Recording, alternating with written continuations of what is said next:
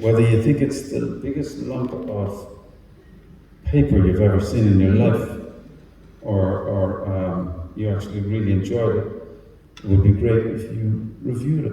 How's that sound? Is that a terrible thing to ask? One thing at a time, anyway, I'll read it. So, let me see.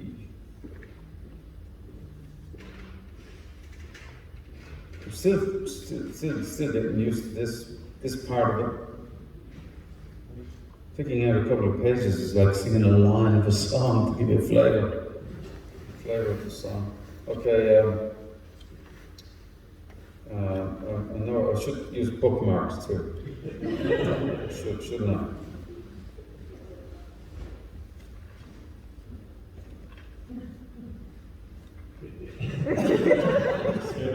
Just looking at the pages.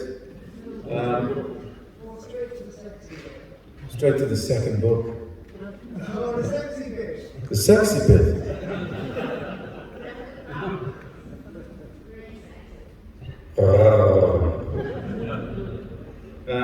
Okay, so Una Mahoshkin had been gracious in granting his daughter's wish despite his sadness.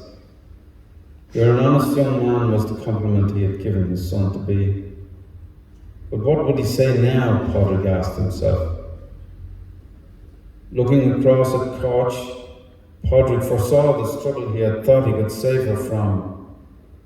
Ulam, his father-in-law, in his wisdom back then, had perhaps anticipated what Padraig could not yet see, being still deceived by his own youth, one that had tricked him into believing he could be the exception, that he could keep those promises.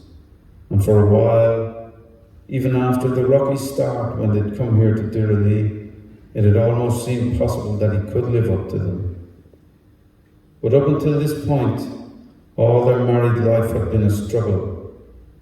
Not to get to a place where they might prosper, that was a far-off horizon. Just to get to zero, as they knew it.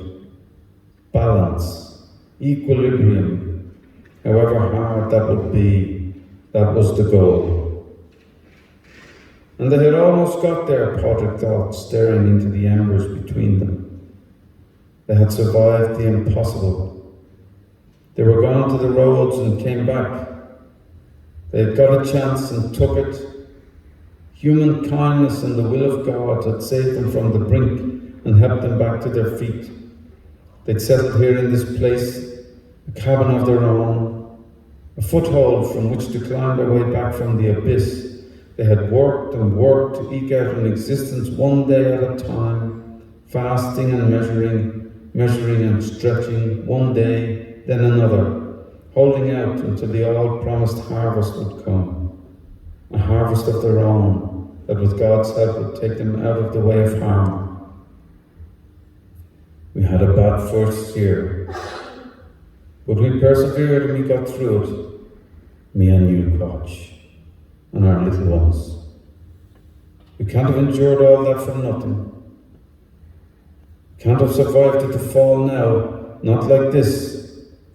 God must have willed better for us. Only weeks ago, he had been all but certain they would finally have their reward and the climb would level out for them. But where yesterday there had been a glimmer, where in place of their destitution had sprouted fat green leaves, heavy and laden with the bounty that would nourish them back to health, the verdant green shoots of their hopes come to life, where all that had lived, now he feared, was nothing. It was all but gone, for them and for all their kind. No matter how hard they had tried, how often their prayers had gone aloft, how silently they had suffered, however gracefully they had endured their degradation, however patient they had shown themselves in the long absence of their dignity, heedless of the bellyfuls of pride they had swallowed in place of the basic sustenance their own land should have been able to afford them in abundance, and irrespective of how long and how low they had pushed their faces into the cold, wet muck, now they were being beaten back down the long hill. digging that day. He had gone down every avenue in his mind, mumbling, searching. What is going to happen to us now? How can I get us through this? What are our options? How much can I save out of the ground? If I can save some, how long will they last? What then? But a realization struck him now. It's not just for the winter we'll have nothing to eat. In winter, you survive off the harvest of the summer and the autumn. It lasts 6 months, followed by scarcity. Summer is when you have nothing left again, even when the harvest is good. And you run the gauntlet of the lean months, living on cabbage and not much else. That means from here forward there'll be a whole year with no food. Padraig's head throbbed, and he heard the uneasiness of his own breathing. But in spring you sow the seed potatoes that will be harvested at the end of next summer to get you through the year after that. And what seed can there be left to plant come spring next year if there is so little to save now? There will be nothing, or almost nothing. So even if, by a miracle, we survive a year without food, the following year there'll be nothing again. How can you live for 2 years without food? We wouldn't survive a week. Just a taste, just a flavour.